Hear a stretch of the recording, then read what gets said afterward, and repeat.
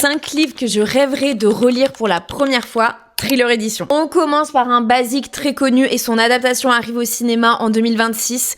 Verity de Colleen Hoover. Je n'ai pas pu m'arrêter, je l'ai lu d'un trait et j'étais estomaquée, j'étais là. Oh, c'est vraiment une pépite, il est génial. Si vous ne l'avez pas encore lu, mais quelle chance. Et surtout, lisez-le avant de voir le film. Le second, Serre-moi fort de Claire Favane. Ce livre, il est, je pense, dans mon top 3 des thrillers. Je l'ai adoré. Alors attention, âme sensible, s'abstenir parce que Claire Favane, c'est un petit peu du même niveau que Karine Jebel. C'est des livres très sombres avec des gros psychopathes, parfois gore. Vous voulez rencontrer un psychopathe ? Lisez Serre-moi fort. Le troisième est Comment ne pas la citer et Ne reste que la nuit de Rose Mallet. Je vous ai déjà parlé de ce livre, c'est un petit peu un ex toxique. En fait, je l'aime autant que je le déteste. Le sujet abordé dedans, il est très dur, il y a des trigger warnings, mais waouh!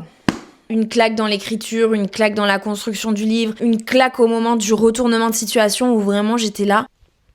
Attention, attention, je le répète, ce livre n'est pas fait pour tout le monde, mais si vous aimez les thrillers très dérangeants.